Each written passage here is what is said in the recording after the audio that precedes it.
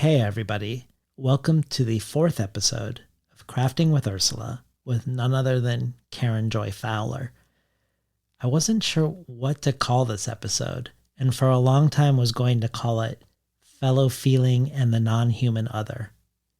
Ultimately, however, I settled upon a broader and more unusual title, Experimental Women, Animals, Science, and Story, because after Karen and I were done talking, we both commented on how the frame through which we talked, the lens through which we explore Le Guin's work, one that arose from a particular deeply shared interest in this regard within both Ursula and Karen's work, was a frame or lens or approach into Le Guin's world that we hadn't necessarily seen before, or certainly not often. Both writers are deeply interested in science, and yet both raise questions about how science is conducted and to what ends, how science perceives itself, and what the way we construct experiments says about how we view ourselves as a species with regards to other living things, with regards to our views on everything from intelligence, the body versus the mind, emotions and subjectivity, gender, and so much more. Ultimately, these questions of how we experiment become also ways both of these writers experiment with story and within story. And we see the ways certain things get erased, both in science and within story, that both of these authors try to revive and reclaim. I think because of this way Le Guin defends science through reimagining it, that we see her writing cited by scholars and scientists themselves. Donna Haraway naming Le Guin as crucial to her rethinking narrative within evolutionary theory. Or when you open up Anna Tsing's award-winning work of cultural anthropology, The Mushroom at the End of the World, one of the first things you encounter is an epigraph by Le Guin. As you'll discover as these 2 hours unfold, leaning into these questions about science, ultimately these questions become about many other things, from the status of women, to the biases within the ways we tell stories, to the importance of building a feminist archive, to what exactly it would mean to admit other creatures beyond the human as kin. It is a perfect complement to the last episode with Isaac Yuen, both of them deeply ecological, both deeply looking at the role of the non-human within our stories, and yet very different conversations all the same. Before we begin, I'll mention that if you're enjoying this series, you can find many other science fiction and fantasy and ecologically themed conversations within the podcast archive of Between the Covers. The multiple conversations with Ursula herself, but also ones with Jeff Vandermeer, Richard Powers, N.K. Jemisin, Ted Chiang, Kelly Link, and many others. If you go to tinhouse.com/podcasts, you can sort the archive by genre, including by science fiction and fantasy. And also consider joining the Between the Covers and Crafting with Ursula community as a listener supporter.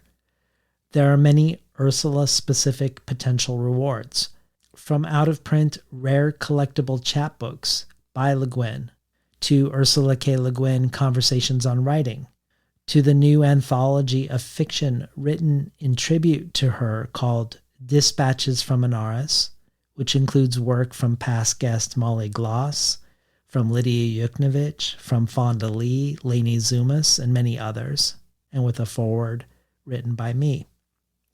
But there are a ton of other things too, so consider transforming yourself from a listener to a listener supporter and head over to patreon.com/betweenthecovers to explore the various reasons you might. And now for today's Crafting with Ursula with Karen Joy Fowler.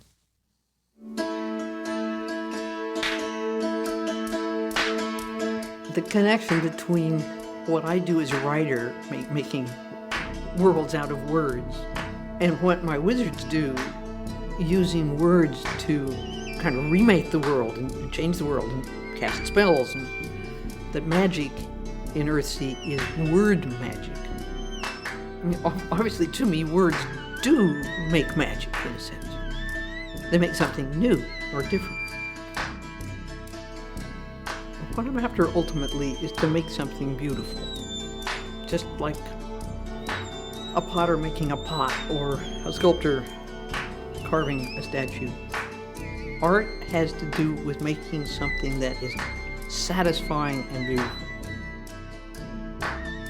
I see my job as holding doors open or opening windows, but who comes in and out the doors? What you see out the window? How do I know? My responsibility is just to keep the mind open, not close it off.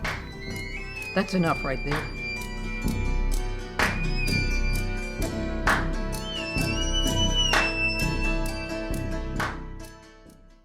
Hello and welcome to today's episode of Crafting with Ursula.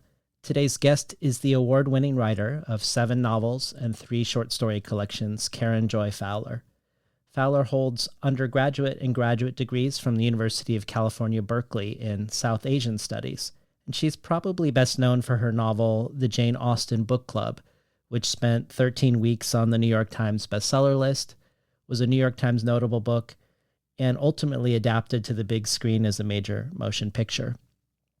Fowler was also a finalist for the PEN/Faulkner Award for her novel Sister Noon, and her last novel, We Are All Completely Beside Ourselves, was shortlisted for the 2014 Man Booker Prize and won the 2014 PEN/Faulkner Award for fiction.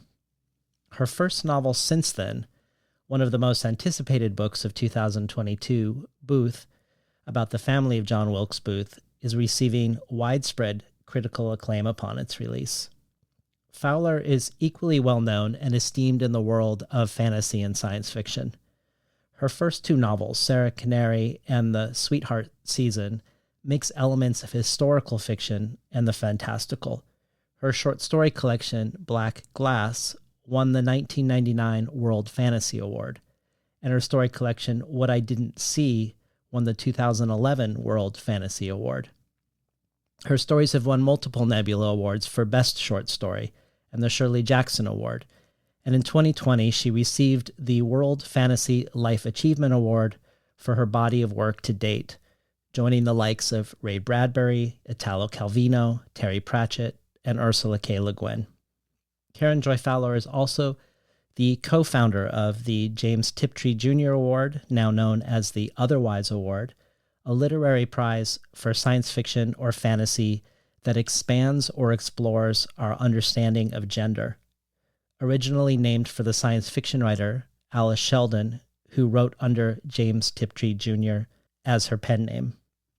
Fowler has co-edited multiple editions of the James Tiptree Jr. Award anthology, wrote the introductions to Le Guin's essay collection No Time to Spare and her story collection Changing Planes, as well as co-editing 80 Memories and Reflections on Ursula K. Le Guin, a leather-bound book from Aqueduct Press that was presented to Le Guin on her 80th birthday, with writings and collections from Vonda McIntyre, Molly Gloss, Kim Stanley Robinson, Joe Walton, and many others. Fowler has been guest of honor at ReaderCon, the annual science fiction convention, joining past guests of honor Gene Wolfe, Octavia Butler, Samuel Delaney, China Mieville, and Nalo Hopkinson. She has taught at the Clarion Workshop, science fiction and fantasy's premier writing workshop, and is the current president of the Clarion Foundation. We are lucky to have her here today. Welcome to Crafting with Ursula, Karen Joy Fowler.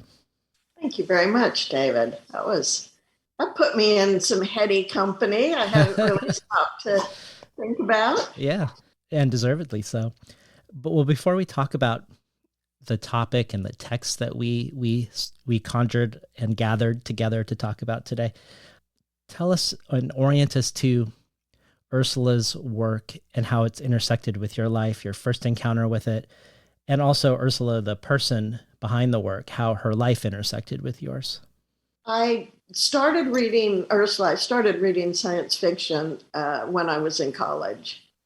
And so I do feel that there are people who started much earlier are imprinted with the genre in a way that I'm not, but I do love it. And Ursula was one of the very first science fiction writers that I read.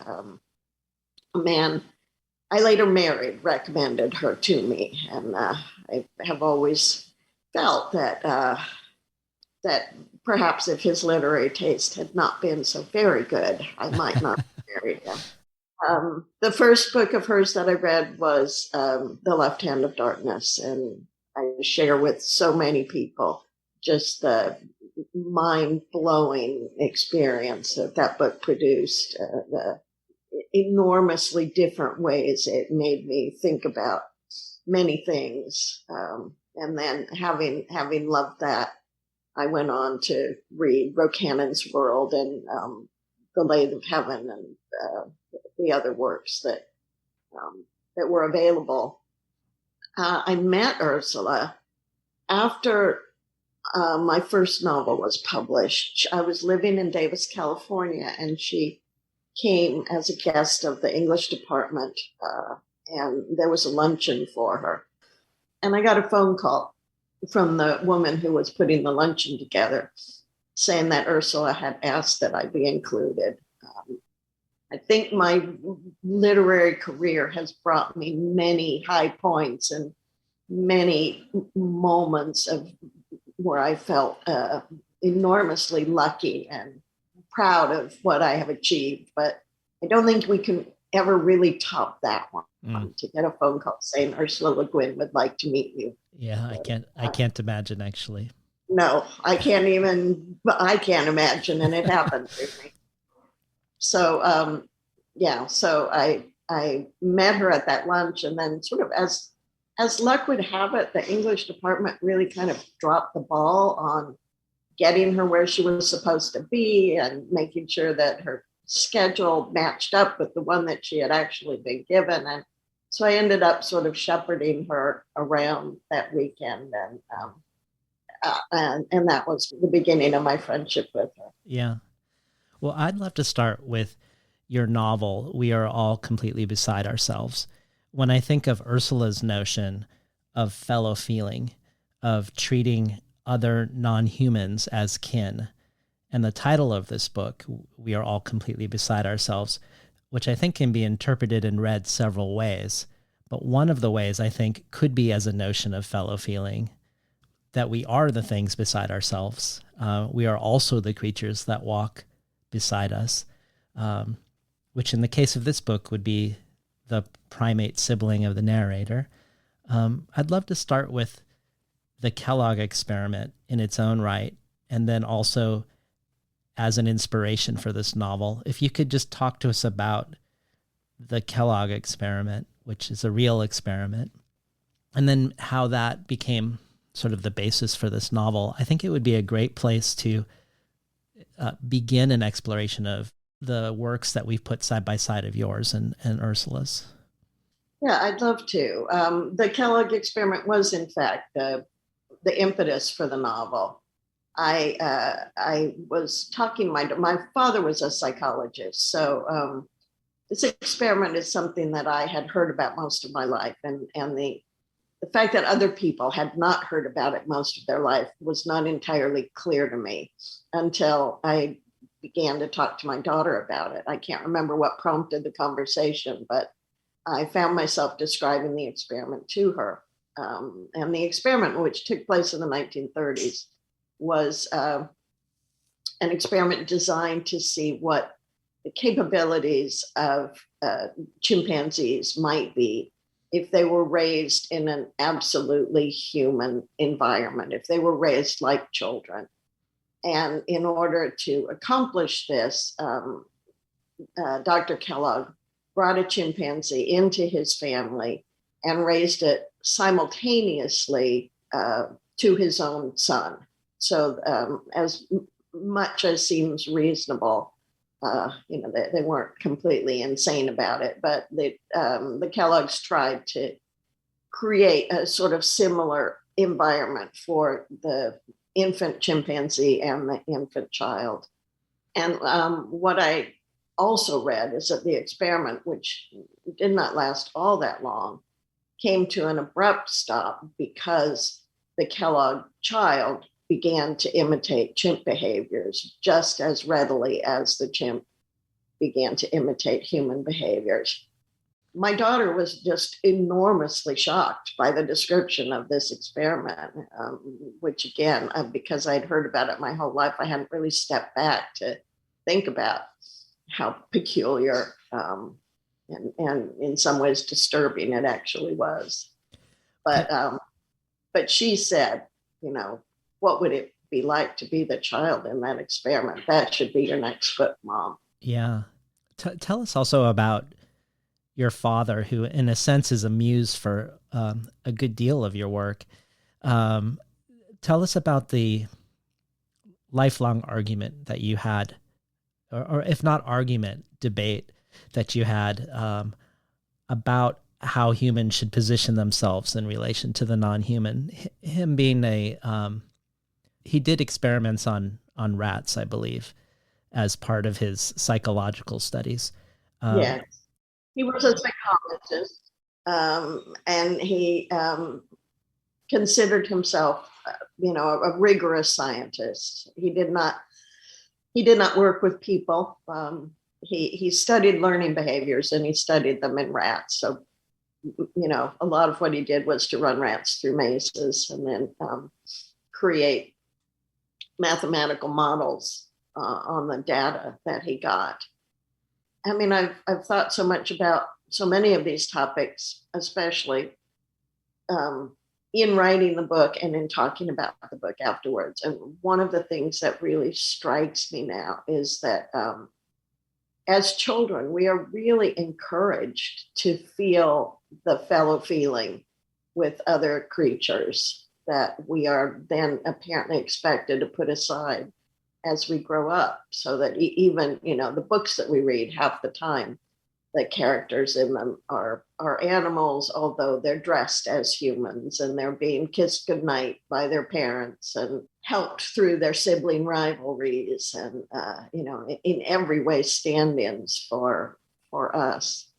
So my father, he was just a very careful thinker, particularly in his own field, and what seemed obvious to me, which was that animals had emotions and that they thought, that they could make plans. And my data set was mainly the pets inside our house, of which there were several kinds.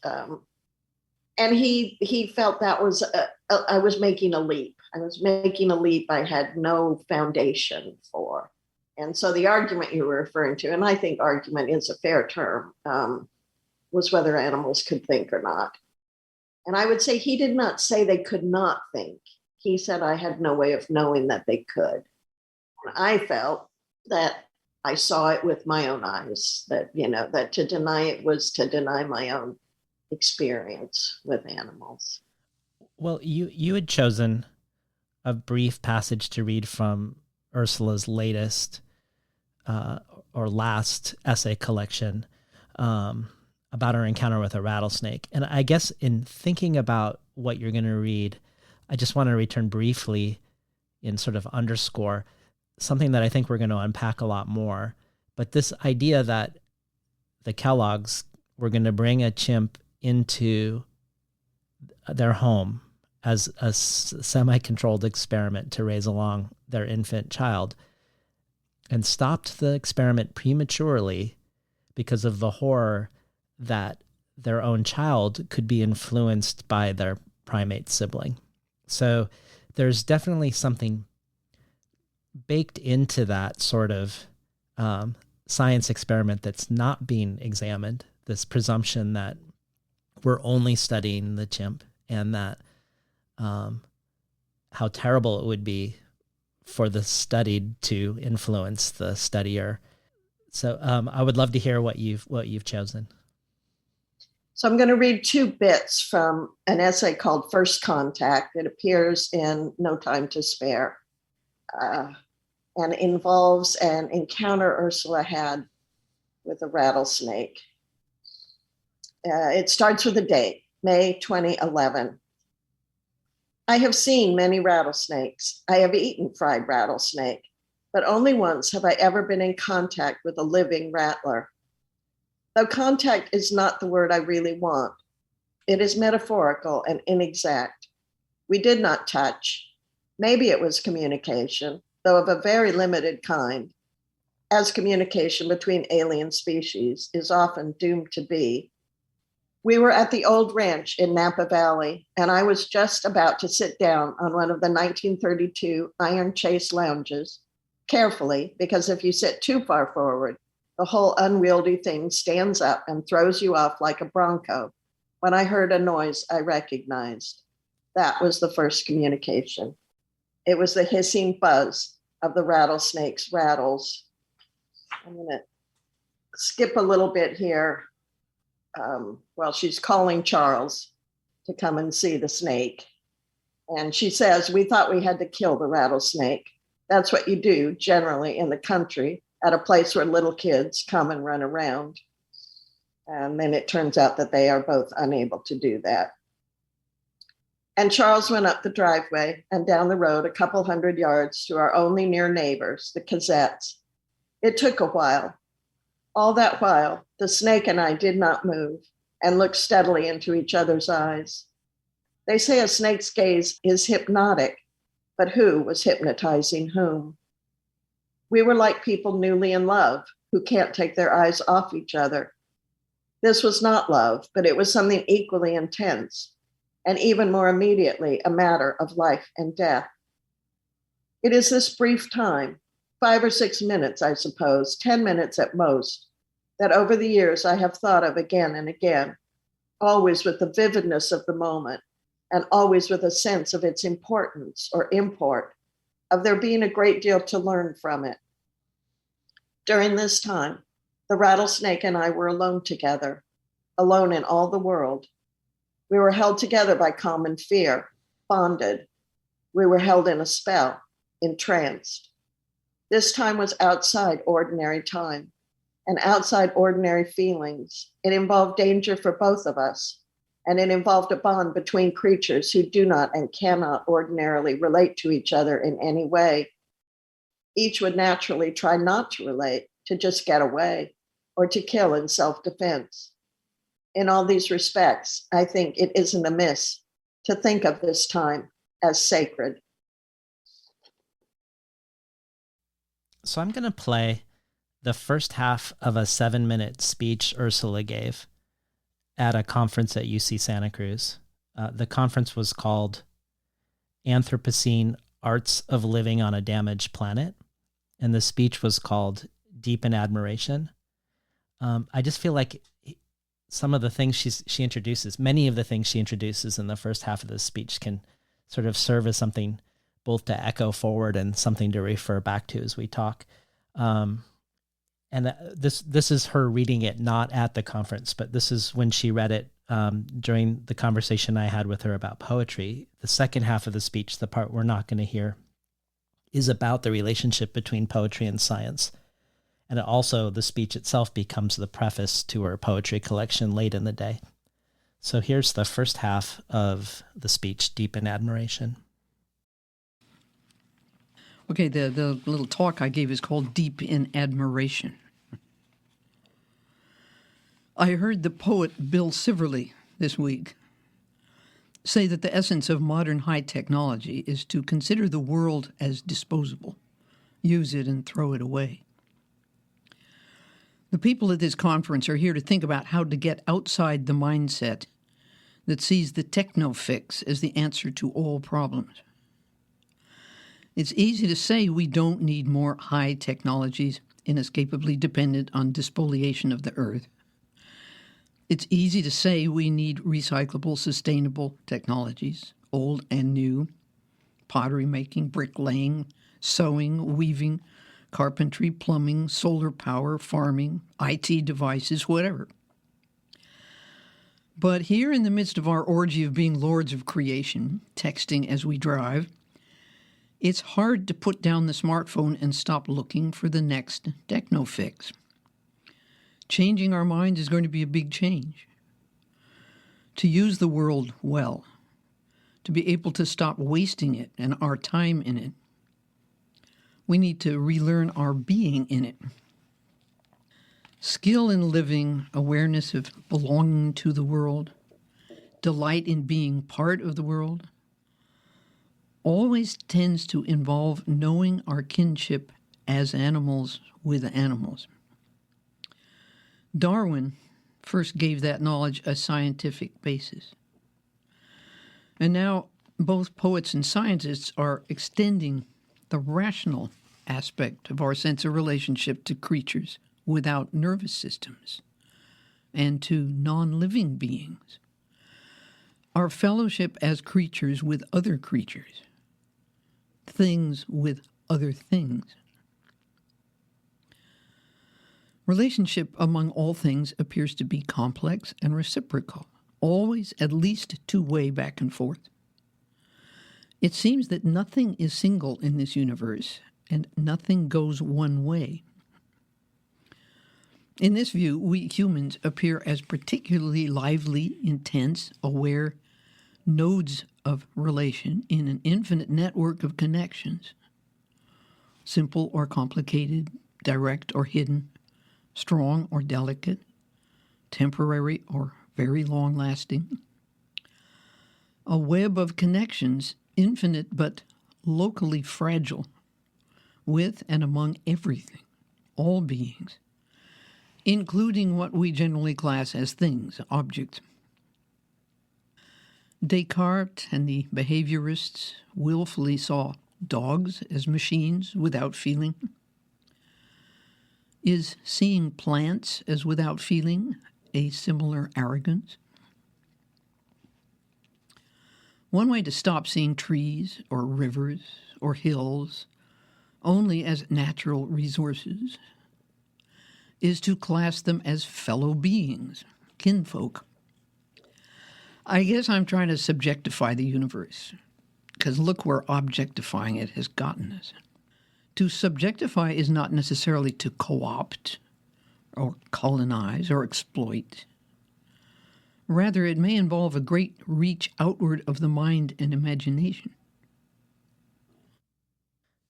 So, with all of that in mind, which is a lot, I wanted to slowly move toward two of the stories we picked, the Le Guin story, Mazes, and your story, Us, which both have to do with science and experimentation in a controlled setting. But sort of as we move toward discussing them, I know when you were writing your novel, you read most of the prominent books by primatologists. I think you also took a class on animal cognition. That's right. Yeah. And one thing that I think is baked into a lot of scientific experiments, not as a subject to be studied, but as part of the mechanism of how study happens, is a sense or even a defense of a vertical hierarchy of species. Something that I think both you and Le Guin are actively troubling.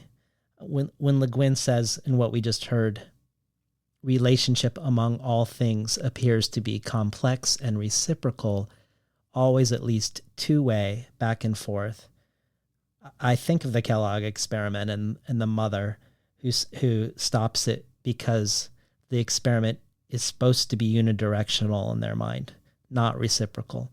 How dare a child get imprinted by an animal be changed by having that animal as a fellow animal sibling?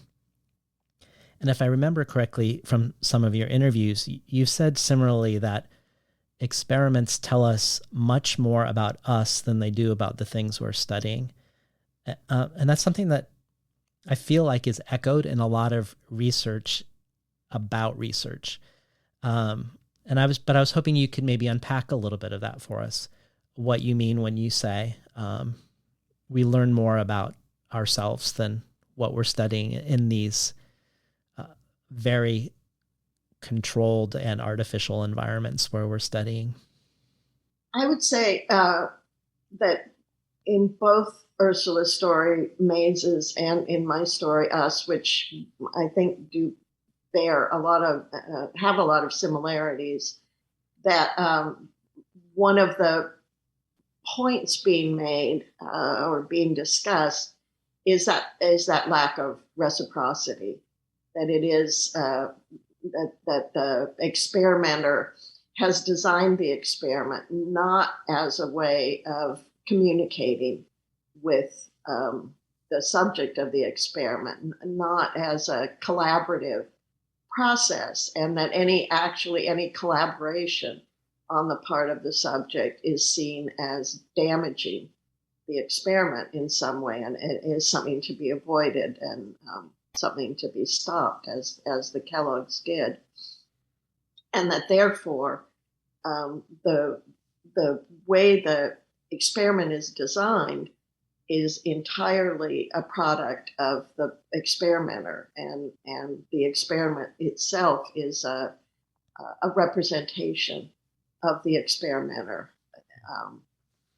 and therefore, as I said, shows us the limits of the experimenter's imagination, shows us the way the experimenter believes data will work in the experiment, shows us what the experimenter thinks is important to find, shows us how far the experimenter is willing to go. All of those things seem to me, as you said, baked into the process itself. As Ursula's little comment about how objectifying the world has gotten us someplace we probably wish we had not gotten to, that this model has had some impacts that are quite dreadful to think about. It's also sort of ironic to think that objective you would have the sense that it would have no bias, that there's nothing centered. But even like the notion that you're going to study chimp language by having them try to talk to humans versus observing them talking to each other, because observing them talk to each other both would seem to be more scientifically meaningful, but also would maybe against what we want as humans, would decenter us from the situation. I wonder if it's connected to when she's talking in the speech about the technofix, that we want to be the solution to our own, the problems that we've created. Like, so what's so appealing about a technofix, even if it's the next extractive high technological solution to the last extractive high technological problem that we've caused, is that we would be the center of the story. I mean, I think about like Greta Thunberg saying, well, we already have the technology. It's called a tree. Like if we let these other creatures live on their own terms more, if the world wasn't so humanized, that seems to be a more sophisticated technofix, for lack of a better word, than the human technofix.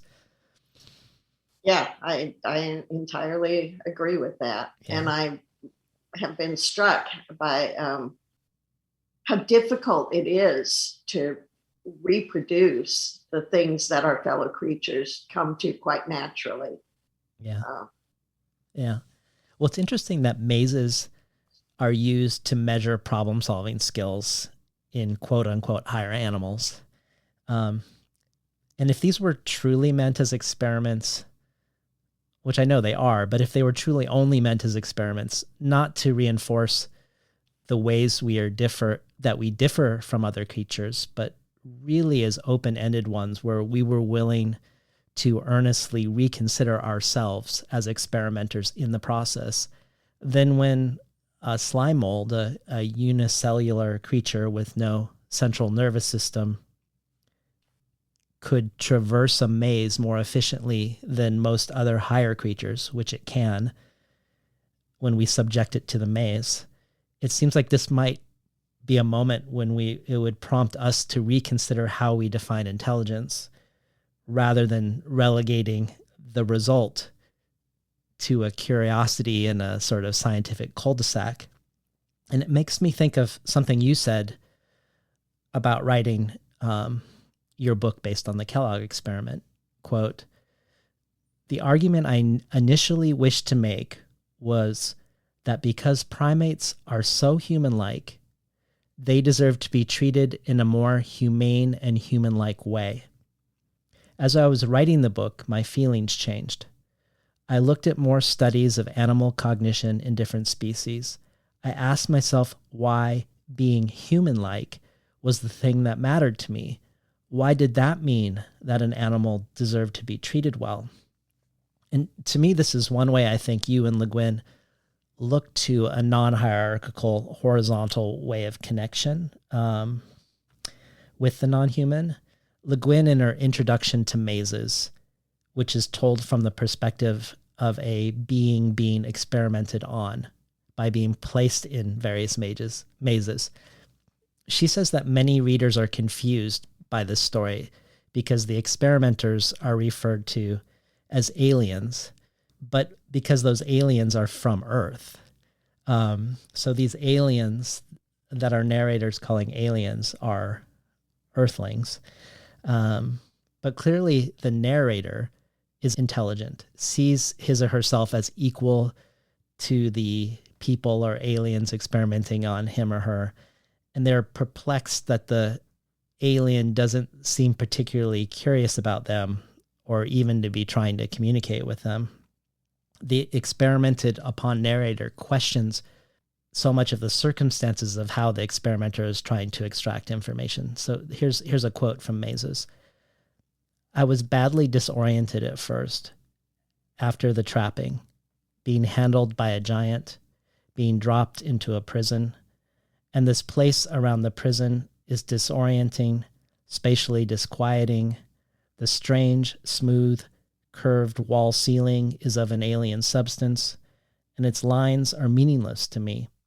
So when I was taken up and put down amidst all this strangeness in a maze, a recognizable, even familiar maze, it was a moment of strength and hope after great distress. It seemed pretty clear that I had been put in the maze as a kind of test or investigation, that a first approach toward communication was being attempted. I tried to cooperate in every way, but it was not possible to believe for very long that the creature's purpose was to achieve communication. It was intelligent, highly intelligent, and it is clear from 1,000 evidences. We are both intelligent creatures. We are both maze builders. Surely it would be quite easy to learn to talk together, if that were what the alien wanted. But it is not. I do not know what kind of mazes it builds for itself. The ones it made for me were instruments of torture." I guess I was hoping in light of this, you could speak more about the story Us, which feels like it's engaging with similar questions around cross-species reciprocity, even as we desperately try to deny the reciprocity that continues to happen the further we deny it. This is a moment perhaps to remind everyone that I grew up spending a great deal of time in the rat labs and watching rats run through mazes. So, Ursula's story maps very easily onto the rat-human experiment involving the maze. And my story also, more openly deals with rats in the scientific and research setting. I think a lot of what is going on are the things that we've already been talking about: the lack of reciprocity, the sort of lack of respect to the animal intelligence, which the study purports to be looking for and finding. And my story moves on for me into the kind of horror of the creatures now who are created simply to be subjects in medical experiments or other kinds of experiments, this sort of desire to remove any individuality from any particular rat because any sort of personality is going to mess with the data. And the more you can eliminate any idiosyncratic sense of a particular personality, the cleaner your data is going to look. I don't know if I'm more distressed at the idea of a creature, as in Ursula's story, being trapped from one life and moved into another, or the idea of a creature that is created only for this environment and never has a moment outside the lab or outside the containers, food and the experiences of the lab. Both are deeply distressing to think about. Yeah. Well, there's this wry and harrowing sense of humor in this piece that also reminds me of Le Guin, this piece of yours narrated by a lab rat. Like when the rat says, "Sometimes in these new lands, we found others of our kind. This might mean war or sex or both. You understand." And that "you understand" addressed to the human readership that knocks us down from a place of elevation that you continually insist upon in this story, or the rat continues to insist upon in this story, even the more it progresses to this extremely dystopian present of where we are now. It's a story that leans into the ways we and rats are similar. We see in your story, for instance, how we bred lab rats to be small and white so that they looked nothing like the rat, large and black, that was a vector for the disease that decimated human populations during the plague. And how in the section called Post-Rat, where more and more we're adding ourselves, we're inserting and growing our own genetic material within rat bodies. You say, "You keep us in quarantine now, isolated from most human contact, because the more of your DNA we carry, the more fragile we are. Your filthy presence threatens us with fatal infections. We hope you see the irony." Again, implicating and indicting us. I was hoping we could take this beginning discussion about science experiments again into this question of what Ursula raised in the speech of subjectivity and subjectifying the universe. So I was hoping maybe you would read the section Berkeley Rats, which is based on a real phenomenon, but also it seems almost fantastical, though it's something that's spoken about a lot, or has been spoken about a lot. It has. I will say that the fabulous writer Ted Chiang has real questions about this. He read the story in a workshop and just raised suspicions about what I was talking about. Okay, that's interesting. All right. So this is from a section called Berkeley Rats.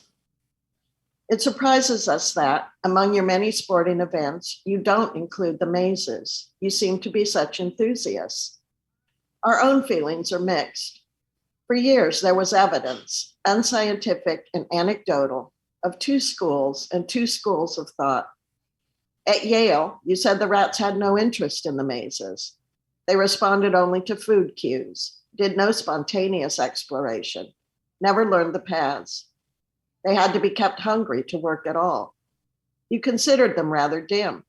Their behaviors easily explained with the simple stimulus response model you already favored.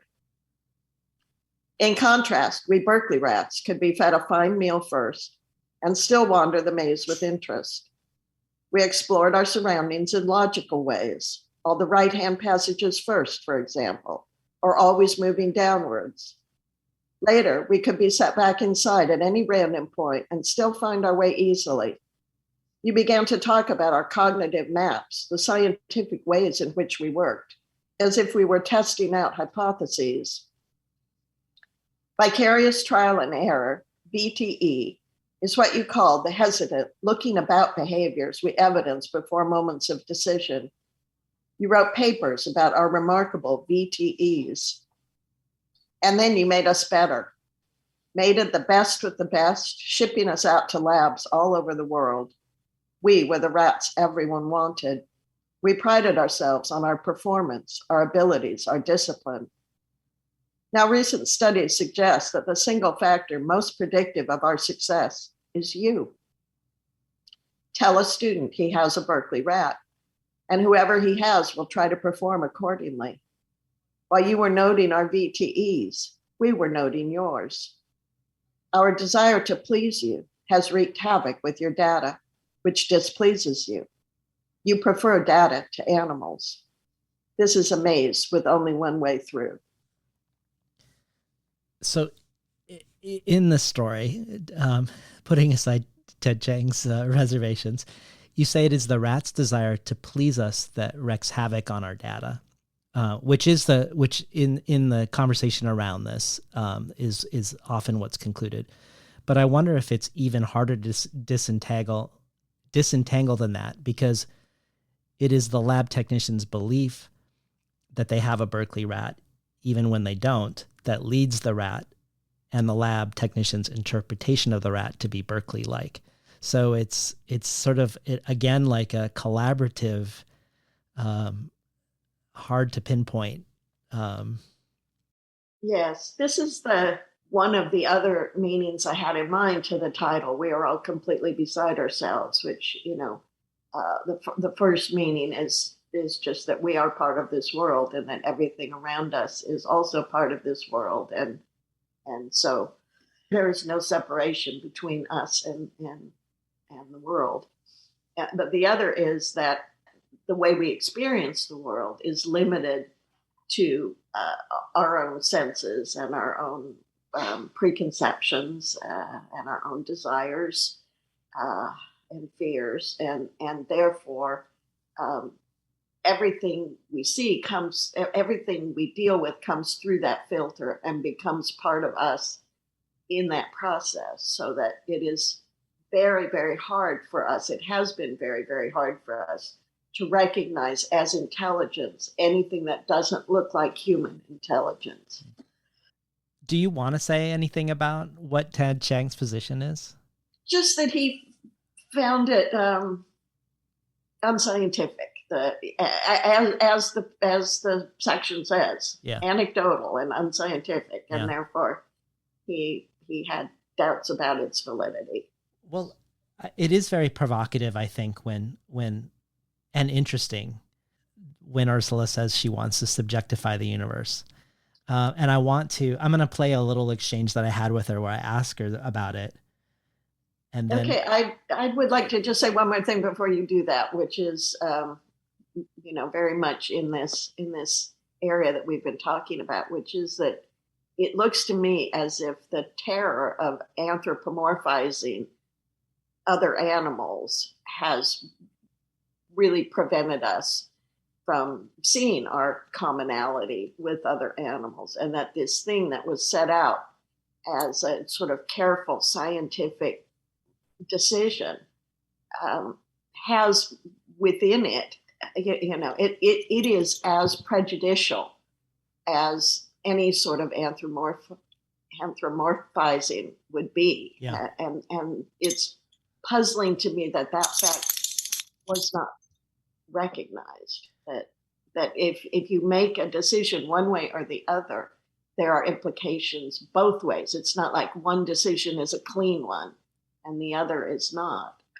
I both agree, and you're on the same wavelength, unsurprisingly, with Le Guin, who's going to echo some of what you just said. Can you talk more about wanting to subjectify the universe? I know normally when people think of subjectification, they think of something interior, maybe even self-referential, but here you're seeing it as a path towards reaching out. Yeah, there was an article by Frans de Waal this week in the New York Times about tickling bonobo apes. and getting the complete human, as it were, we think, response of giggling and drawing away but wanting more, and so on. Marvelous, subtle article about relationship and how many scientists want to objectify our relationship with animals. And so we cannot say that, that the little ape is acting just the way a little human would. It's responding only in ape fashion. We mustn't use human words. We mustn't anthropomorphize. And as Duvall points out, there's this kind of terror of fellowship. In other words, we're not to have fellow feeling with an ape or a mouse. Well, I know Duvall is someone you know a lot about. Well, I read a lot of his work when I was writing my book. Yes, I think he's quite wonderful. Yeah. And for the longest time, his now successful attempts at demonstrating that there's empathy in primates, where an individual will give up short-term gain in solidarity with the collective, for instance. These attempts were dismissed as anthropomorphic and romantic. The scientists who wanted to dismiss his investigations outright, I don't know if they realized that the criticism was coming from a species defensiveness about what makes us human, especially given how we have no trouble beginning from the place that all animals are competitive and every action is a means to pass on genes, as if that were a neutral place to begin, which, I mean, to me on the surface just seems absurd that would be considered a default position, and speaks to a lot of human bias and human desires about our own self-regard. But Duvall points to how we are equally related to chimps and bonobos. So the bonobo that Le Guin just mentioned, but unlike chimps, bonobos have matriarchal social structures. They're less competitive and possessive. They're hypersexual, almost indiscriminately so. And yet we always look to the chimp to explore the ways we're different than primates. But I wanted to take this terror of fellow feeling further into narrative and story, both the story we tell ourselves about ourselves, but also the ways you and Le Guin use story against erasure. While preparing for this conversation, I was reading the New York Times book review, kind of uncannily similar to the way Le Guin was when we were having that conversation I just played. And a couple of weeks ago, there was a book review written by Duvall. He was reviewing a book called Emotional: How Feelings Shape Our Thinking. And in it, he writes, quote, "We celebrate logic and reasoning and disparage the emotions, which we find too close to our bodies. Those flawed vessels of flesh and blood that carry us around and bother us with irresistible needs and urges. The flesh is weak, we say. Throughout history, great male thinkers have argued that while animals and women run after their emotions and impulses, the human mind is at its noblest when it transcends these. They proudly declared, quote-unquote, man the only rational being on the planet." And he clearly means here man in both its meanings, as a species and as a gender. And it feels to me that these critiques about recognizing the way we very genuinely might have fellow feeling with another species, these critiques as romantic or emotional or as subjective, and that by default science should preclude them, seems to be a gendered critique, to feminize this sort of data and then dismiss what it calls as feminine.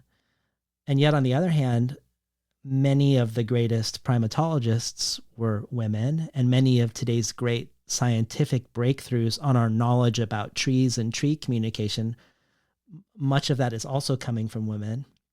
And in both cases, it's coming often from field study, from observation in the field rather than from a maze, which makes me think of Duvall is onto something about both the dismissal of the body, the animal, and the emotional, and also the possibility of us learning something different and vital when we acknowledge that all of those things are also in the room.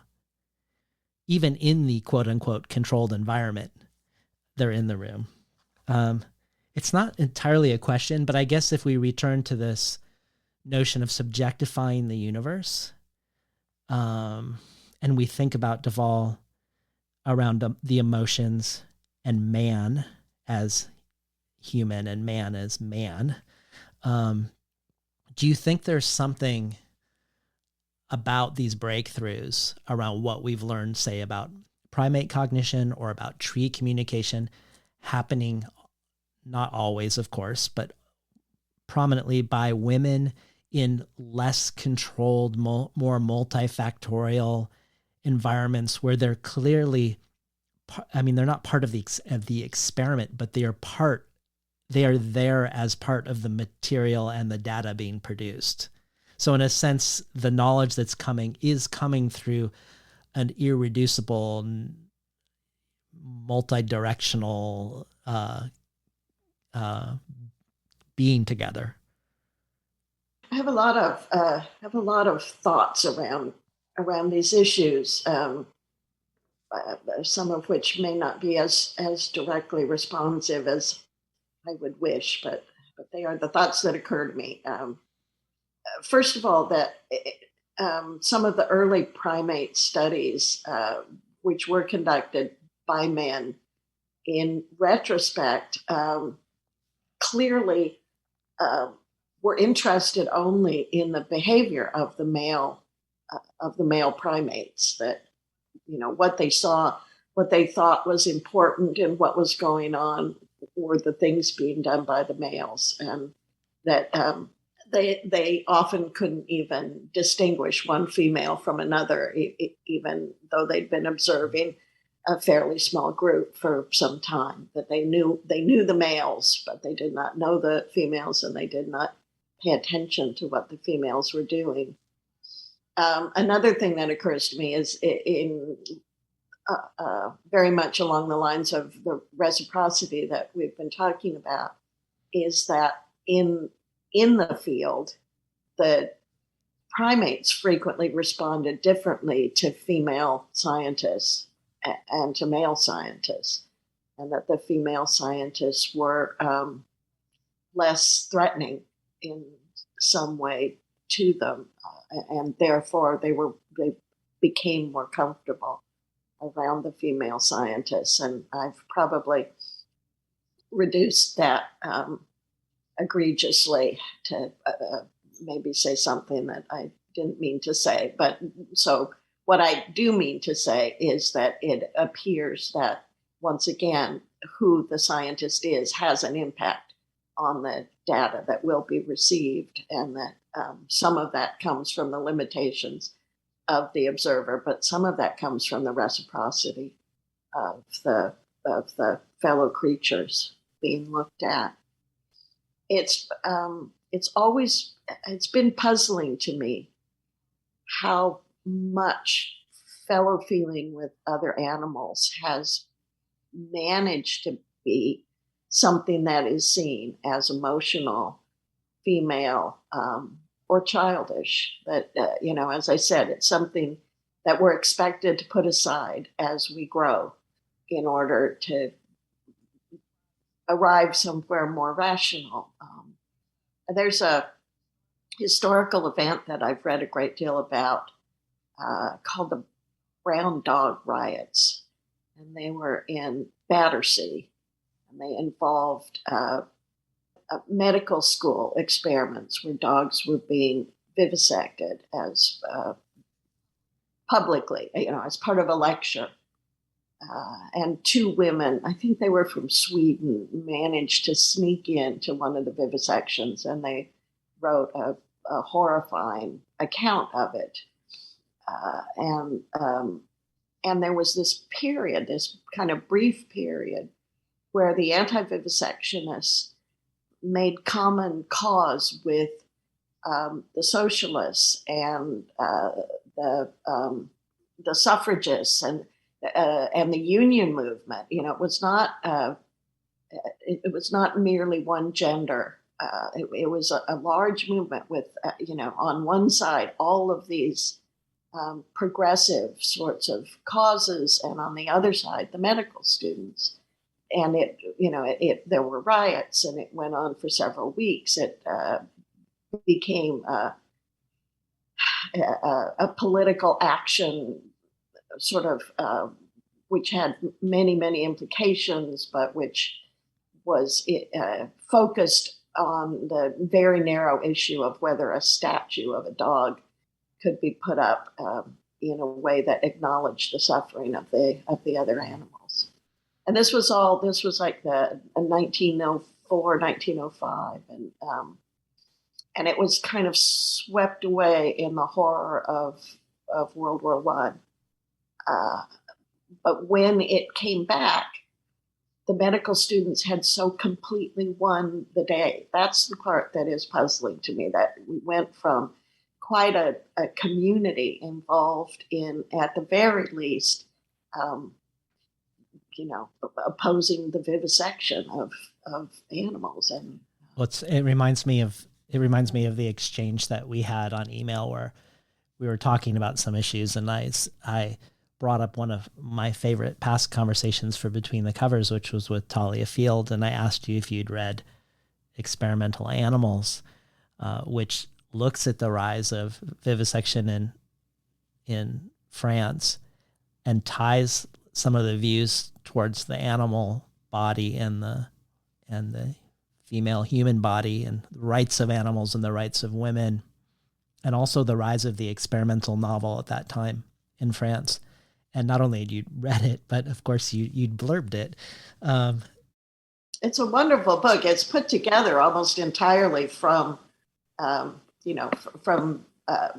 material that was published at the time. Yeah, and it's something that I want to talk. We're going to get to eventually in this conversation, is around erasure in the archive, because really she's also trying to conjure erased voices of women.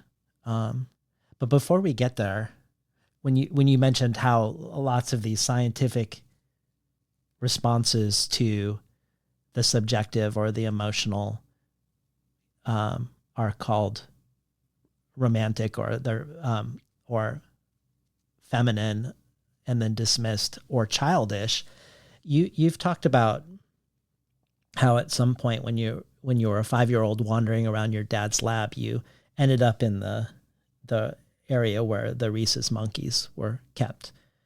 And if I remember this right, this is from memory now, you could immediately feel their anger and despair, the way they'd been harmed, not just physically, but psychologically.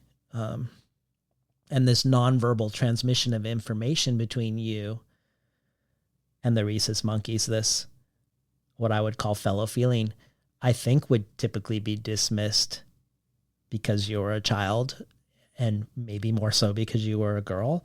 But it's still, I come back to the same thing that I've already said, but it's still wild to me that the onus isn't on the scientist to prove Descartes' assertion that if you kick a dog and it howls, it isn't different than moving a door and having the door creak. That the onus isn't on science to prove that assertion. That's where we start. That instead, Duvall and Goodall and Fossey have to prove the opposite, that the onus is on them to prove they aren't being sentimental, rather than on the contemporary Cartesian perspective, that isn't monstrous. But I know, it's amazing, isn't it? Because there's Darwin, and it seems to me the obvious implication of Darwin's work is that there's been this connection as creatures evolve and change and mutate, that we all started in the same place, and therefore it seems much more logical to assume the kinship than to assume the lack of the kinship. Yeah. I mean, we're definitely on the same page. Um, so when Jo Walton came on Between the Covers to talk about her book, My Real Children, which has two parallel alternate narratives for 20th century feminism, and which won the award you co-founded, the James Tiptree Jr. Award, she talked to me about canonization and the erasure of women. And she put forth as an example C.J. Cherryh and William Gibson in the 1980s, who by her account seemed equally successful then, both regularly having their novels nominated for and or winning the Hugo Award throughout that decade. And I went back and looked, and C.J. Cherryh was winning and getting nominated even more than William Gibson at the time, but close. But flash forward 20 years and Gibson is canonized, and many people don't even know who C.J. Cherryh is. And I brought this up with Ursula, something she cares deeply about. She cared deeply about. She was concerned about Grace Paley and whether she would quietly disappear. She has essays about erasure, for example, the essay Disappearing Grandmothers, about Wallace Stegner's failure to give proper credit to Mary Foote, whose life story and book he used to create The Angle of Repose. But I also know out in the world, Ursula took particular interest in helping debut authors who were women. And in one of your eulogies for Le Guin, you begin with a quote of hers that goes, "To keep women's words, women's works alive and powerful, that's what I see as our job as writers and readers for the next 15 years and the next 50. And you add, "She looked backwards as well as forwards. She worried about the way women's voices seemed to disappear. Because of feminist scholarship," she wrote in 1986, "we will, for the first time ever, have kept the perceptions, ideas, and judgments of women alive as an active creative force for more than one generation." And I sense this desire to fight against erasure and also to create an archive of women's work in your writing as well. And perhaps the most striking examples of this for you are around the science of women. For instance, your lightly fictionalized story called The Science of Herself about Mary Anning, who helped create paleontology, who was sought out by some of the most esteemed scientists of the day in her time, but is almost never given credit for her work. And that story contains an epigraph by Jane Austen, who would have been in the same town at the same time as Mary Anning at different points. That epigraph goes, "None but a woman can teach the science of herself." But I was hoping we could talk about another of your stories, your Nebula Award-winning story, What I Didn't See, which engages with not only sexism in science, but racism and colonialism and species supremacy, but also because the inspiration of the story you wrote comes from an essay by Donna Haraway about a real-world expedition in the 1920s, carried out by the New York National Museum of History, and perhaps was even inspired by James Tiptree Jr.'s mother, who also went on guerrilla hunting expeditions around the same time. Could you talk about this story, its inspirations, and also what its aspirations as well as its inspirations? It has a number of sort of trigger points. One of them was, as you said, this essay by Donna Haraway, where she talks about an expedition, a safari in Africa, which was funded and organized by the Natural History Museum. And it just was, according to Haraway, a very peculiar kind of logic that the expedition was going to kill and bring back the bodies of some mountain gorillas in order to present them in the museum. But they believed that although the project was to kill a couple of individuals, that the larger goal was to save the mountain gorillas from further expeditions of this sort. And the way they were going to do this was to have the gorillas killed by women. That they brought women along on the safari so they could be the ones to pull the trigger, and that this, it was hoped, would dispel any sort of idea that it took great courage, or that there was something something to be admired and emulated in the hunting and killing of gorillas. If any mere woman could do it, they hoped, then men would cease to find it worth doing. A very, very peculiar logic, but very striking.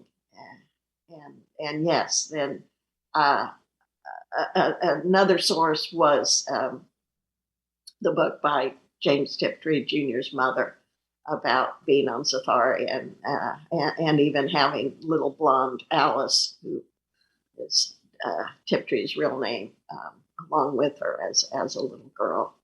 And then the third bit of source material is Tiptree's own story, The Women Men Can't See. It seemed to me that, in that story, if you think of it as a Venn diagram, there's the quadrant that is the women men can't see. And then there is the quadrant that is the men women can see. And the two bits of the Venn diagram that the story does not address are the men women can't see and the women men can see. And so those are the ones that I added when I wrote the story. And also just this intersection between gender and race and colonialism, I think, at the same time. Like, there's this myth hovering over the expedition in your story that gorillas come and steal women from the villages. And the expedition is told, quote, "You should leave your women at the mission when you go gorilla hunting, because native women are subjected to degradations far worse than death." So on the one hand, women, as fragile and vulnerable people, need to be protected from that which will be studied or hunted. But on the other hand, they want a woman, as you say, to kill a gorilla as a means to deter future gorilla hunters, because after a woman does it, it will, quote, "seem as exciting as shooting a cow. No man will cross the continent merely to do something a pair of girls has already done." I know we didn't plan on thinking of it, but just listening to you makes me think of Ursula's story, Sir, about the women who, is it Everest that they climb? Which mountain do they climb? I can't remember. But in the end, the story ends with this expedition having successfully climbed, it's all female expedition. Yeah. Successfully climbing a mountain. And then they come back and they all agree that they won't tell the men because the men would be so dispirited by the, well, in this story, by the achievement. Yeah. And in this story, our woman narrator doesn't experience the horror that ensues. She says, "Because I'm a woman, I wasn't there for the parts you want most to hear. The waiting and the not knowing were, in my view of things, as hard or harder than the searching. But you don't make stories out of that. Something happened to Beverly, but I can't tell you what. Something happened on the mountain after I left. Something that brought Eddie back to me, so altered in spirit, I felt I hardly knew him. But I wasn't there to see what it was. But what she knows about Eddie is that he can't recover from what happened between them and the gorillas, because in his words, it felt like murder. It just exactly like murder. So really, he's not recovering from a moment of fellow feeling, or recognizing that what he did came from a denial of fellow feeling. I like that you give this psychic break and traumatizing epiphany to a man in the story. But I also think of you quoting Adrienne Rich in your essay, The Motherhood Statement, which goes, "We need to imagine a world in which every woman is the presiding genius of her own body. In such a world, sexuality, politics, intelligence, power, motherhood, work, community, intimacy will develop new meanings. Thinking itself will be transformed. This is where we have to begin. Thinking about that and thinking how that whole expedition would have gone differently if our narrator had not only been included on the expedition, but that our inclusion might have changed not only what happened, but what was learned from what happened. I wondered if if more thoughts came up for you around it. I do think that there is a species hierarchy in Eddie, who I do think of as the hero of the story, that he makes a decision to sacrifice the gorillas because the alternative is that the men that they have hired to take them into the jungle will be turned on instead. Yeah. And that as much as I myself believe in this fellow feeling and want a world structured around this fellow feeling, I approve of that decision. I don't question that decision. So, in some ways, maybe the story was me trying to discover where exactly the limits of my own philosophies are for me. That's interesting. I'm also thinking of reading David Quammen about the Ebola virus and the outbreaks. Like, you learn in that book that how many lowland gorillas died from Ebola. We never hear. I mean, thinking of fellow feeling, even just reporting that, like, no one talks about that. Yeah, I'm learning it here from you for the first time. I mean, some of the Ebola outbreaks there was a shortage of meat, and some villager would bring back a corpse among many corpses of gorillas to the village. But the fact, I mean, just it goes below the radar of our concern, obviously. Yeah, what we think is important. Yeah. But also, I love this idea that when our narrator says, the waiting and not knowing were, in my view of things, as hard or harder than the searching, but you don't make stories out of that. And you call Eddie the hero, of course, but it makes me think of Ursula and the carrier bag theory of fiction. Yes. I mean, because essentially our narrator's insisting that what she went through, even in being excluded from the quote unquote real story, is as important. But that's not what stories are made of. And yet you're making the story much like Le Guin tries to make the story out of the thing that isn't the story. I have always been astonished to think of an experience that so many women and men have had that I was so lucky not to have, which was to see one of my children go off to war, most probably my son.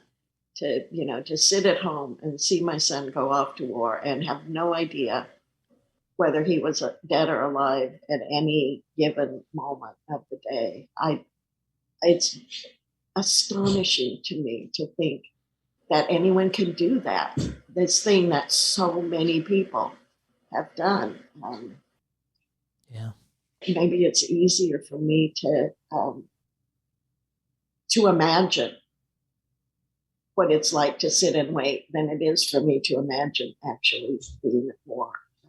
Both obviously have their own particular horrors, but just having something to do in many ways seems easier to me than having nothing to do in a situation that is so tense and so fraught, and that can go on for years and years.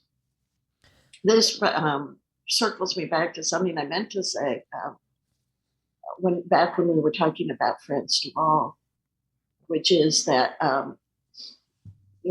that he talks a lot about the natural empathy that other species have, but he also talks about the natural antipathy that the primates at least have towards anything that is not like us.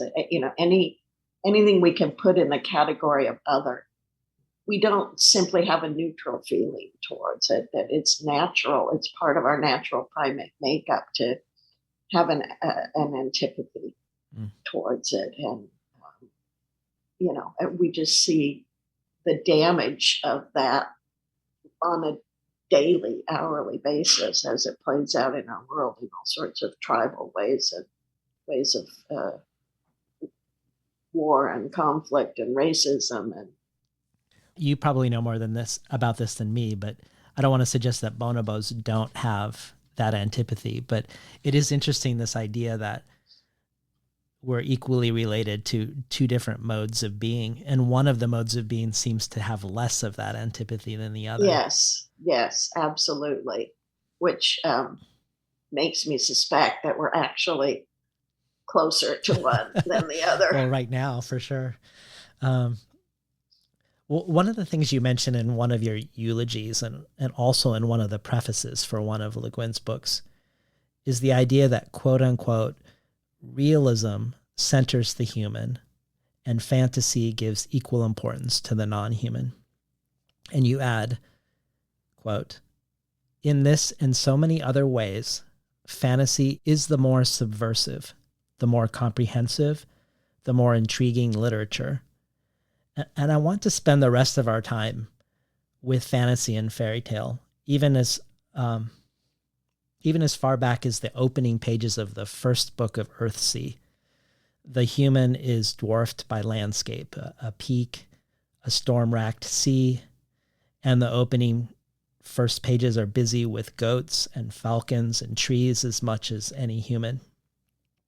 And much like that lock of eyes between you and the rhesus monkey, or Le Guin and the rattlesnake, there is danger and fear for sure, but there's also companionship and porous boundaries and shared space. It doesn't surprise me that both you and Le Guin cite T.H. White, Once and Future King, as important books, where Merlin, as a means to train Arthur, as a means to guide Arthur towards his own destiny, will turn him into many non-human creatures. And becoming and experiencing those creatures is formative. Or that in your essay, King Rat, when you're lost as a child in the maze of your father's laboratory, and you come across a Norwegian psychologist who gives you a book called Castles and Dragons, a collection of fairy tales from many lands, which turned out to be a pivotal moment for you in your reading life and imagination. But before we talk about fantasy and fairy tale, I want to preface it by playing a final recording of Ursula on the show, partially because here we talk about fantasy and the decentering of the human, and also about T.H. White. And this part of the conversation happens right after we talk about the prejudice against talking animal stories in so-called literary fiction, where she reads a section of her speech called The Beast in the Book. But I also want to play it for another reason. This is the third time we spoke. It's the first two times we spoke were at the radio station, but this one happened in her house in the upstairs reading room. And by this time we were more familiar with each other, how we are together in conversation. And it certainly is the most warm and loose of the conversations. And I think unsurprisingly is the most listened to, not only of the ones that we had, but of any episode on the show. But I remember when I was at the memorial for Ursula in Portland, and the first speaker was Molly Gloss, and she was recounting the experiences of being Ursula's student in her writing workshop in the 1980s. And she was sharing these really funny anecdotes, including the way Ursula would snort. And I think this is the only exchange, perhaps because of the comfort we had developed at this point, in contrast to our poetry conversation, where she admitted in the intro to our book that she was nervous talking about poetry. That this conversation, which is warmer and flows more, is one that includes a lot of laughter and even a snort. So this happens right after Pard, her cat, has come into the room and left. Well, here at your house during this conversation, another author has been coming in and out of the room, your cat Pard, who has a book out himself. So can we talk a little bit about Pard's nonfiction? Well, yes. Okay, now you see, I shamelessly, and I really, there's a shamelessness to it. I pretended that I was Pard, and I wrote an autobiography. And, I say shameless because obviously what I think and feel is immensely different from what Pard really thinks and feels. And I just humanized him completely. I hope that's not what is called colonialism. I hope I'm not just co-opting Pard, because I really have a great deal of respect for him. It's an attempt to share with others what I do understand or can guess about his feelings, and no more than that. This whole thing about writing about the other, animals are just the tip of the iceberg. Well, speaking of that, you bring up a book that was really important to me when I was growing up, the T.H. White's The Sword and the Stone. And I think part of the reason it was an important book for me was all of those times Merlin was training the future King Arthur by transforming him into different animals. It is absolutely wonderful. That's one of the best examples of that. Yeah. Yeah. And it is that it got changed when it was incorporated into The Once and Future King. Oh, really? It's the first book of that big book, and he left out some of the very best stuff that's in The Sword and the Stone. So you have to get the old book. I actually think that I read That's probably Once and Future. I think I read Once and Future King. Oh, well then you. I'll lend you. I need to go back. I'll lend you a copy of The Sword and Stone because he cut some things and he introduced others, and it was most people who know about both books agree that it was a mistake. He got to ranting a bit, Okay. Interesting. Yeah. Well, later you say, we human beings have made a world reduced to ourselves and our artifacts, but we aren't made for it, which feels kind of like a tragic horror story of sorts, that we've created a world and then a literature about that world that we actually aren't suited to live in. Well, we're suited to live in it, but it's such a small part of the world we could be living in. Let's put it that way. Yeah. Makes it less of a horror story and more of just a kind of a existential mistake.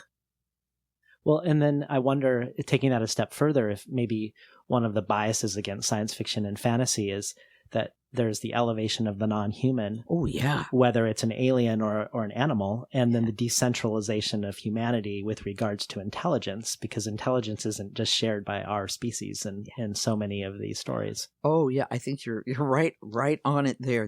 There's real resistance to this. And that's kind of part of a lot of the resistance to science, because science simply moves us, not just Copernicus. Most sciences move us away from the center of things because we aren't, and you find out how unimaginably old just the Earth is. And that's nothing compared to the galaxy. And, it's, you get sort of dethroned, and, yeah. And really a lot of people can't bear it. They hate it. It makes them feel alienated, and that's the pity of it, because if they could get into it, what you end up with is a much deeper sense of identification with all this marvelous processes that are going on around us all the time that we're part of. All of it. Does that bring up anything for you? I love her reconfiguration of it as that we are living in a much smaller world than we could be living in. Yeah. That strikes me as profoundly true. I also love how she responds to the importance of fantasy and fantastical literature and connects it to doing the same thing that science does. Science in its best sense. not the science of mazes, but the science that includes both the decentering of the human, but also the wonder of being decentered, I think. Yes.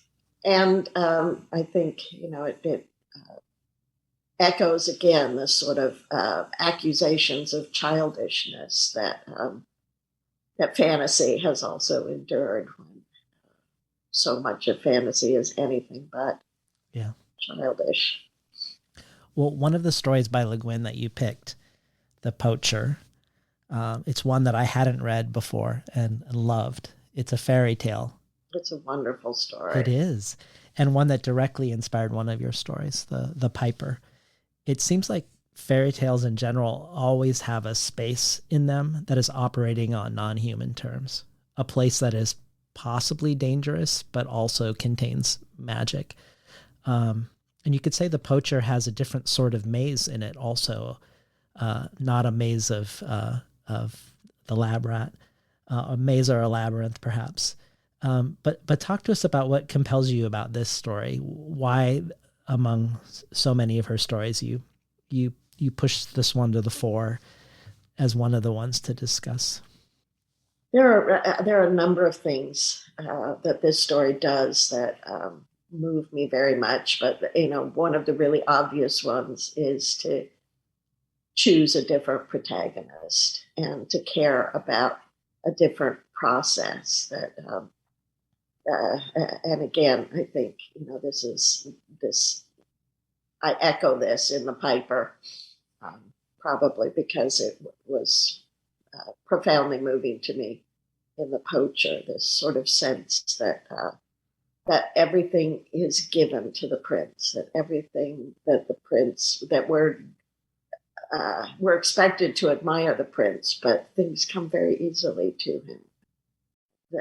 Even the, I guess, depending on which version you read, even the process of getting through the thorns is much more difficult for Ursula's protagonist than for the hero of the usual, the way the story is usually told. But also that she has this theory, this conceit that I encountered first in The Left Hand of Darkness, and that is something that I've just thought about a great deal. And she's addressing it very explicitly in The Poacher, which is that there's a sort of center to a narration. There's a sort of center to someone's life. In the Left Hand of Darkness, it's the time on the ice that the narrator says that he returns to as the center of his life. And I don't know that I can articulate it as well as I would wish, but just a sense that there's something in your life that part of your life leads up to and part of your life leads away from, and that you've always got this sort of before and after. And in The Poacher, it's the magical stillness of the kingdom that she was drawn to, the sort of sense that something magical is broken by the end of the story, and that the part of the story that matters to her the most is the period before the break of the magic, the period where the whole kingdom is asleep. And, nothing is happening except, she says, bird song. Well, I feel like ultimately this question of fantasy and fairy tales brings a lot together of what we've already talked about with regards to man as species and man as gender. In one conversation, fairy tale writer and scholar Kate Bernheimer says, old fairy tales have female characters that don't fit neatly into any pretty package of girlhood. The girls are clumsy, homely, beautiful, wicked, stubborn, stupid, and kind. There are endless possibilities for boys in the stories as well. Victim, loser, hero, torturer, tailor, husband, good, pretty, and dolt. The characters in fairy tales, by which I mean generally old fairy tales do things because they have to do them in order to survive, or they do them for no real reason at all. I like the unfastened nature of the whole venture of becoming in fairy tales. These are not princess gets married stories, despite popular abuses of the old stories as such. The writers of fairy tales historically have open arms to all kinds of weird humans. Reading and writing from fairy tales helps me think about the problems we've created by putting girls and boys inside boxes. And I suspect there's probably a lot of listeners who, given the types of fairy tales that we're exposed to today, who might be like surprised to hear that gendered analysis of fairy tales, given what we typically see. And I came across an essay by Anne Theriault called Fairy Tales Are Women's Tales, which points out that in each new iteration of the Grimm tales, more would be removed or reshaped. She says, not only did they remove any mention of sex, the majority of it both consensual and premarital, but all sorts of other details defining and limiting the female characters were added in.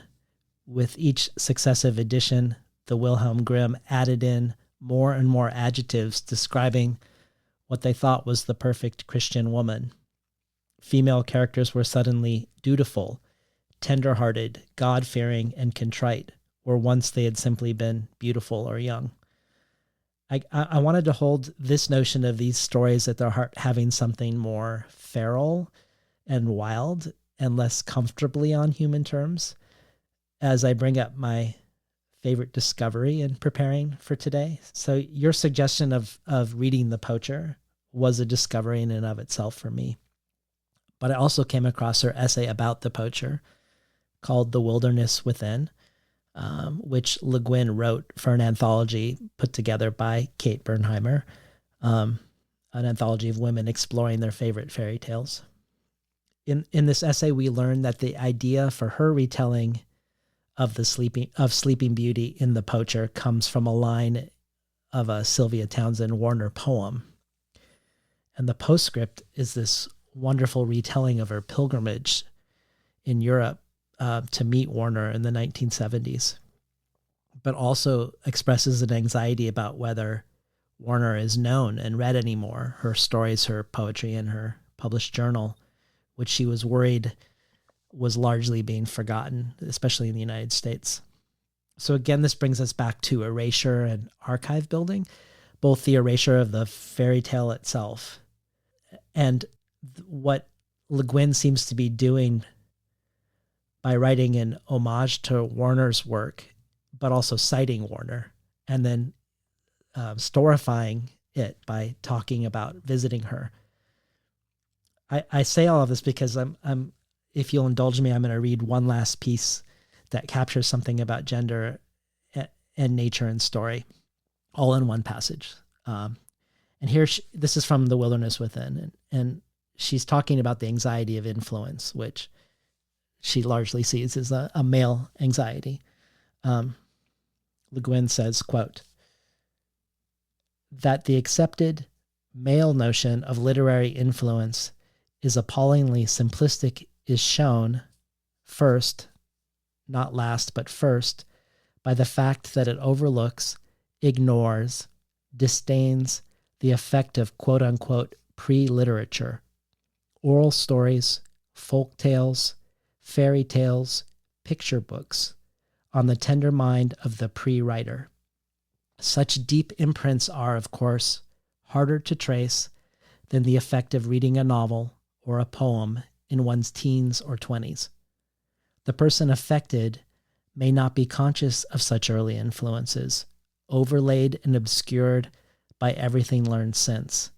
A tale we heard at 4 years old may have a deep and abiding effect on our mind and spirit, but we aren't likely to be clearly aware of it as adults, unless asked to think about it seriously. And the person affected may be deeply unwilling to achieve consciousness of such influences. if quote-unquote seriousness is limited to discourse of canonical literature, we may well be embarrassed to mention something that some female relative read aloud to us after we'd got into bed in our jammies with our stuffed animals. Yet it may have formed our imagination more decisively than anything we ever read. I just love that. And I feel like it echoes back. Yeah. Do you have any thoughts about it? About this notion of pre-literature and the pre-writer and the shame we might have of honoring what we heard when we were in our jammies? I was read to a lot when I was little, both my father and my mother. And I can still, there are, like, if I read Winnie the Pooh, it's in my father's voice. I hear my father reading it as I'm reading on the page. My mother read me Charlotte's Web, and I read Charlotte's Web to my daughter, and my daughter read Charlotte's Web to her children. And not a woman in our family has gotten through that book without desperate sobbing around the time of Charlotte's death. I think that,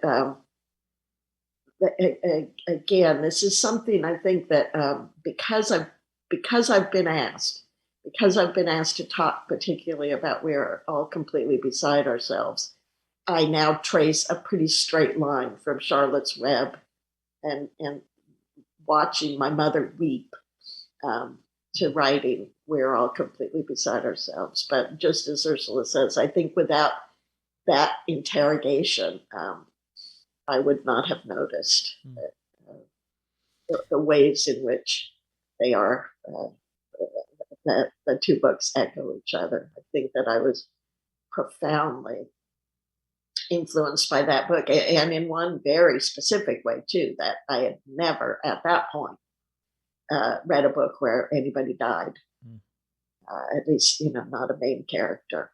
So that it was a shock to me to realize that might happen in a book. Yeah. So, you mentioned earlier the Castles and Dragons, the book that Vidkun Thrain gave me. And one of the reasons I really loved that book was that up until then, the fairy tales I had read, which were of the Grimm's variety, which I now know were pale imitations of the originals, but they were too much for me. They were horrifying, and the books in Castles and Dragons were a bit gentler, and they had a very happy childhood, and this sort of sense of ominous, dark forces around me was not something I felt very often.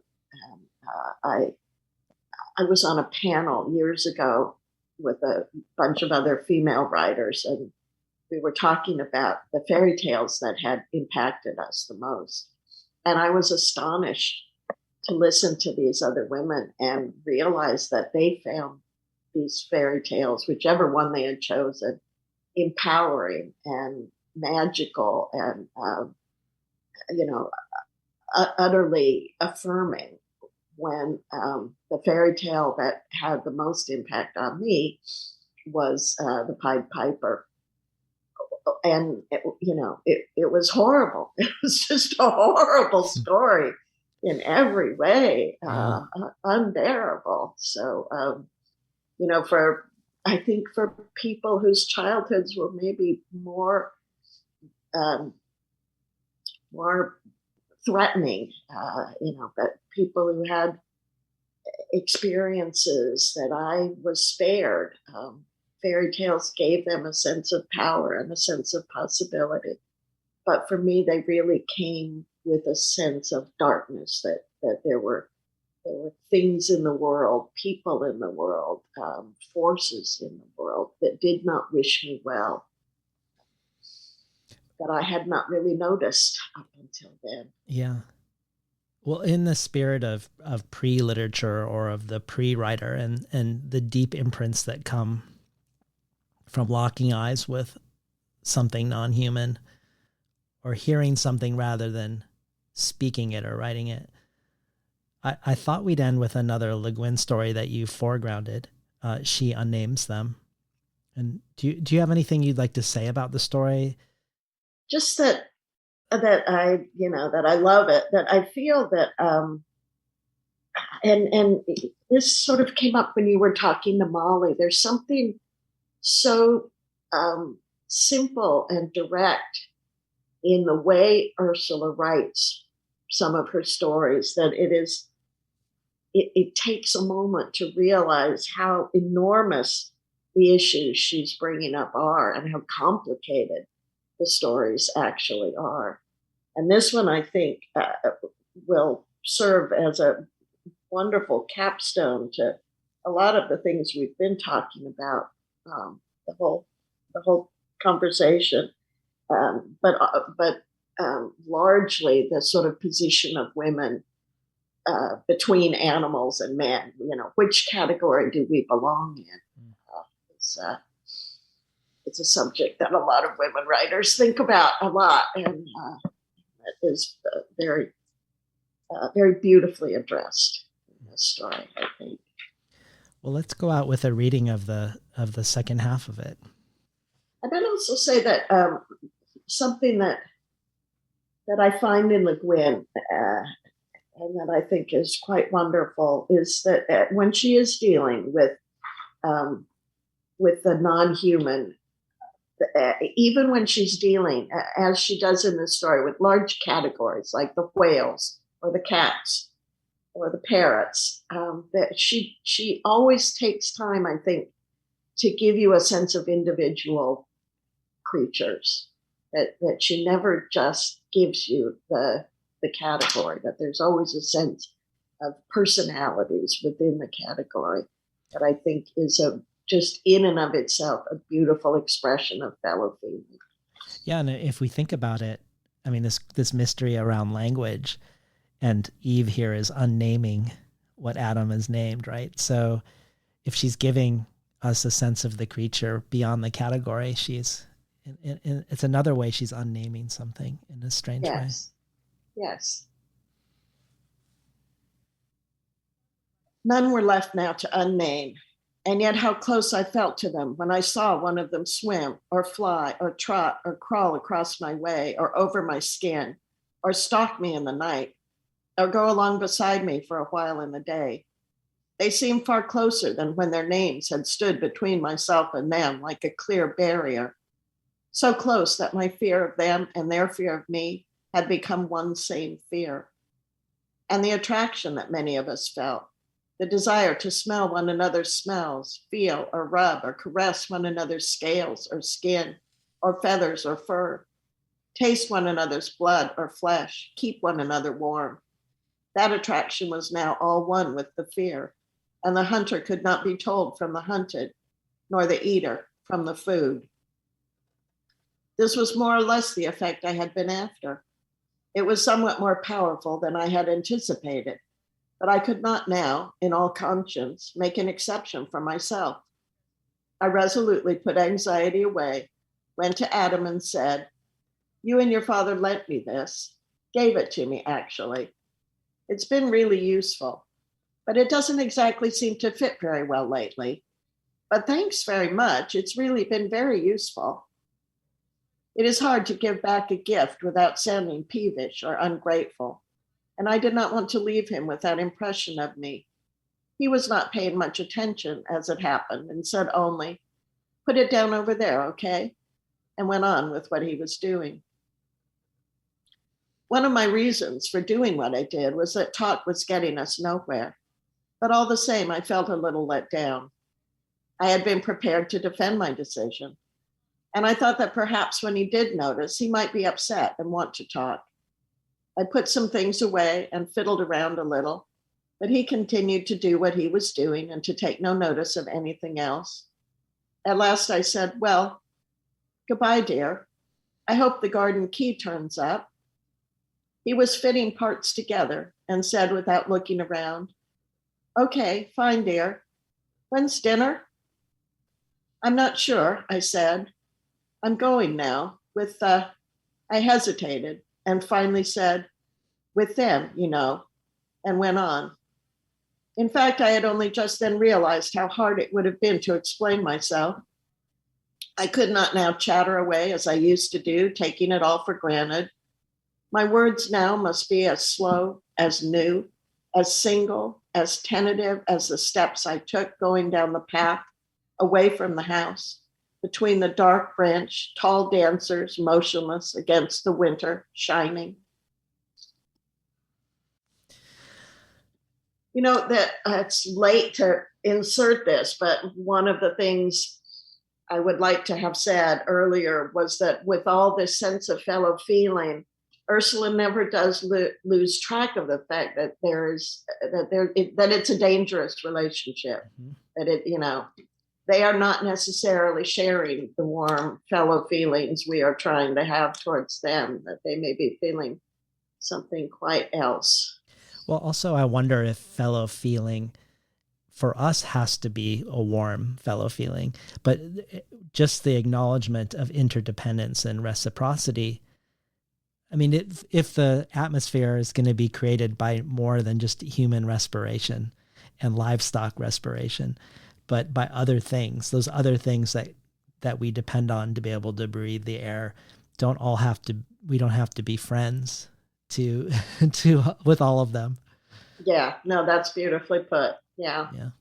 Thank you, Karen, for spending these 2 hours with me today. It was so wonderful to both create this together over email and then actually be together.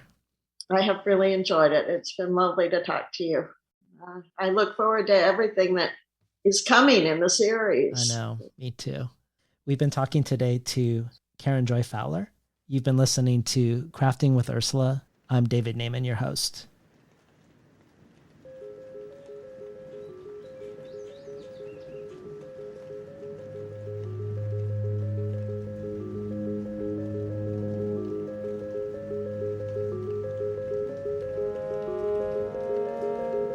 Today's program was recorded at the volunteer-powered, non-commercial, listener-sponsored, full-strength makeshift home office of me, David Naiman.